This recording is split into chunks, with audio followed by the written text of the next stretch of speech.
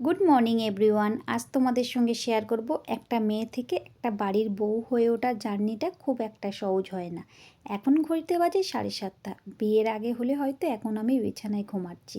তো ঘুম থেকে উঠে পড়েই প্রথম কাজ হচ্ছে বিছানাটা ভালো করে তুলে নেওয়া, পরিষ্কার করা, বেডশিটটা চেঞ্জ করে দেওয়া। তো চেঞ্জ করে দেবো, তারপরে প্রথমে ঘরটাকে ভালো করে ঝাড় দিয়ে নেব।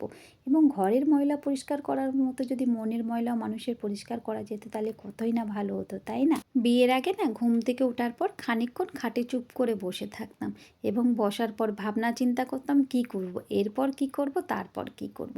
আর এখন ভাবনা চিন্তা করার মতো সময় পাওয়া যায় না। ঘুম থেকে ওঠার পরই কাজ ছেড়ে মোটামুটি নিচে যেতে হয় রান্নাঘরে রান্না করার জন্য। কেননা বর 10টার মধ্যে বেরিয়ে যাবে, তার আগে তার টিফিন কী খেয়ে যাবে এবং কী নিয়ে যাবে সমস্ত কিছু রেডি করে দিতে হয়। তো ভাত তো বসিয়ে দিয়েছি, উচ্ছে আলু ভাতে দিয়ে দিলাম, একই সঙ্গে ডালও দিয়ে দিয়েছি। আমি ঘটিতেই ডালটা দিয়ে দিই। ভাতটা হয়ে এসেছে এবং তরকারিটা করে নেব।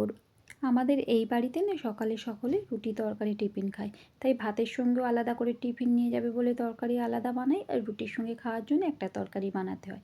তাই রুটির সঙ্গে খাওয়ার জন্য আজকে বানাবো কাঁকরেল আলুর তরকারি। এবং বরকে ভাতের সঙ্গে তো ডাল, ডিম সিদ্ধ, উচ্ছে আলু ভাতে আর একটা বাটা বানিয়ে দেবো বললাম। এই পাতাটা তোমরা চেনো কিনা দেখো, এটাকে ঘ্যাটকোল পাতা বলে। এটা কিন্তু খেতে দারুণ লাগে বাটা।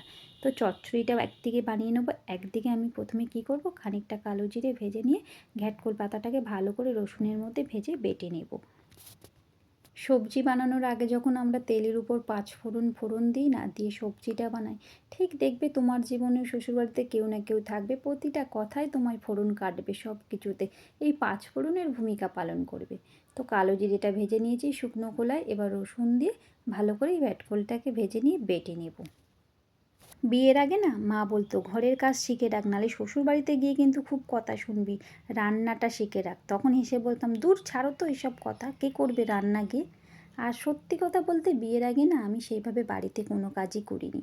আর বিয়ের পর এসে যে শাশুড়ি হাতে ধরে রান্না শিখেছে এমনটা না, মানে চাপে পড়ে মানুষ কী না করে।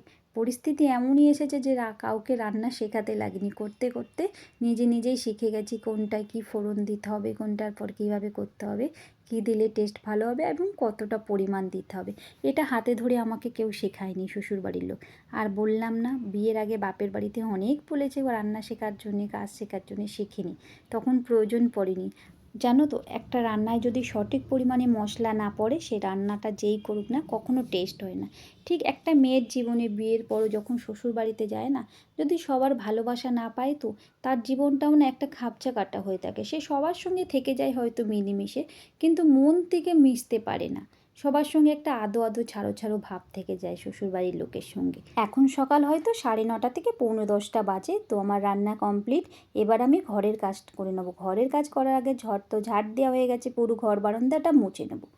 আসল কথা বলো তো কি, একটা মেয়ে না শ্বশুরবাড়িতে গিয়ে সব কাজ করতে রাজি হয় যদি তার শ্বশুরবাড়ির লোক তাকে কাছে টেনে নেয় ভালোবেসে।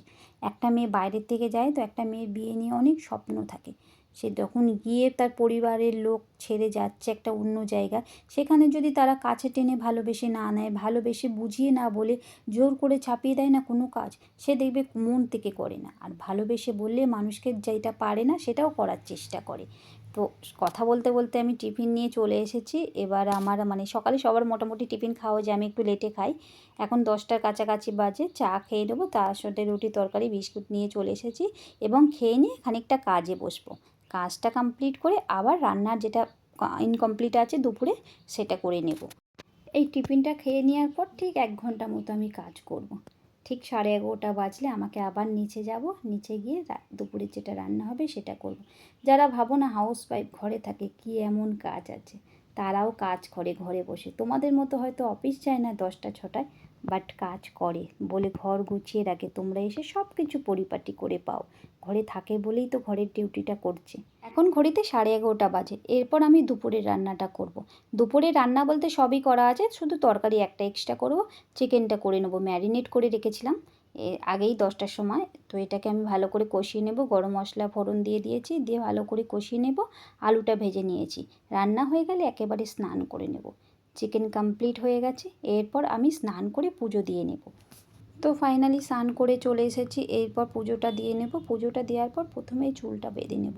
যে পরিমাণে গরম পড়েছে আর কি বলবো, তো আজ তোমাদের সঙ্গে শেয়ার করলাম একটা দিনের একটা সকাল।